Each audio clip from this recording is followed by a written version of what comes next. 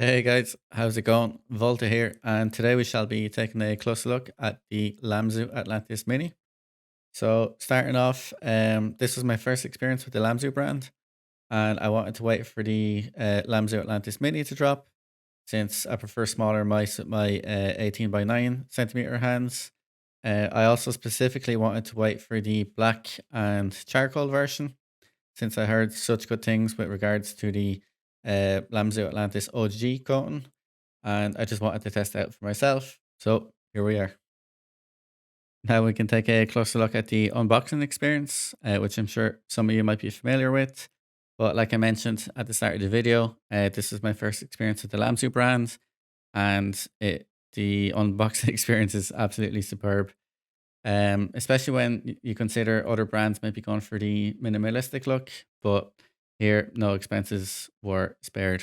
So you literally just slide off the side, and once that is off, you can open it up. Opens up kind of like a book. You can see there's some cool artwork, some writing, and then you're presented with the mouse, the USB receiver, and you get a little pouch with the Lamzu branding. You get a booklet and you get some grip tapes, which I haven't used yet, and the larger skates and some dot skates. So the reason why I haven't used these, I will get through later in the video, but the reason is the coating is amazing and the skates, which I already installed, are absolutely superb. You would also receive the USB braided cable, which is tilted. I have played a few rounds of Overwatch with this, and yeah, for a cable, it's quite good. I like the way it's tilted, but it's USB Type C, so you won't really need to use the cable a lot. The USB receiver and adapter comes in this cool kind of Atlantis color. It doesn't really lay flat on the desk because it's kind of like, if you can see it in the camera there, it's kind of like has a sharp. It's not flat. Um, it doesn't bother me too much, but I would kind of prefer if it was flat. It does kind of like move from time to time. It just doesn't lay flat. So yeah, that's just a minor thing, but the color is cool. Um, so yeah, that's the unboxing experience. Absolutely superb. I hope they keep this with future products because yeah, it is quite amazing what you get for the money. Taking a closer look at the specs, which I will have for you at the top right of the screen. It comes in at 49 grams, which is super light. The clicks are the transparent vinyl blue shell pink dot, which are absolutely fantastic. It's one of my favorite parts of the mouse. The sensor is the state of the art PixArt 3395, and it comes with a TTC gold encoder. So as you can see, this mouse is packed with some great internals while maintaining a low weight, which reflects the current trend in the gaming space. The clicks feel absolutely fantastic on my copy, which is one of my favorite parts of the mouse. With the implementation of the transparent vinyl blue shell pink dots, they feel super consistent, easy to actuate, very spammable. The only thing to report is there is some minor pre-travel on both mouse 1 and mouse 2, if the camera can pick that up. But not noticeable in game, hasn't impacted my performance in any way. So yeah, big fan of the clicks. The side buttons are positioned very well. With the grip style I tend to use, I only ever use the back one, which is mouse 4. However, when I tested the claw grip, my thumb was positioned perfectly underneath. So very easy to actuate, very easy to differentiate as well with the gap in between. So yeah, the main clicks and the side clicks are very, very good. Some minor pre-travel on the back one, but again, it's very easy to actuate, so it doesn't feel mushy whatsoever. The scroll wheel is superb. It's nice and defined steps when you scroll it up and down. However, one thing to report is it is tighter. So when you're pressing down, it is quite, you need a bit of pressure to actuate this. I do tend to prefer this. The reason for that might be a bit strange for some people. I have my ultimate ability bound to, yeah, pressing down on the middle mouse button for games like Apex and Overwatch. So I do tend to prefer this because it's not easy to accidentally use your ultimate ability. However, if you do use it for ping, which I know a lot of people do, that might be something to keep in mind. So yeah, the buttons, side buttons, or the main click side buttons, and the scroll wheel. Yep, very good. Now getting to the shape, since after all, shape is king. Yeah, the mouse has been an excellent performer for me. With my preferred grip style, with my thumb resting underneath mouse 4 or the back mouse button. My thumb kind of like grips the flare. I don't know if the camera can pick that up. And yeah, whenever I need to control recoil, it's very easy to pull it back into the palm of my hand without touching here too much, unless I pull back really a lot. When I did use a claw grip, relaxed claw, aggressive claw, the hump was, yeah, very well positioned for me. Um, Speaking about the hump, personal preference, some people might not agree.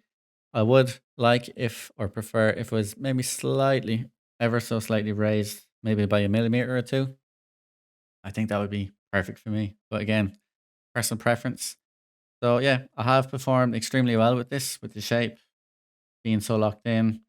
Yeah, amazing shape. The QC or quality control has been excellent. So if I squeeze the mouse, there is no side flexing at all, no creaking. If I squeeze very, very hard at the bottom, I'm not even sure if the microphone can pick this up. Very, very minor creaking, but you will not be doing this in day-to-day use or yeah, in game. So yeah, excellent mouse. The battery life has been also very good. I think it's got around 70 hours. I've only had to charge it once since I got it.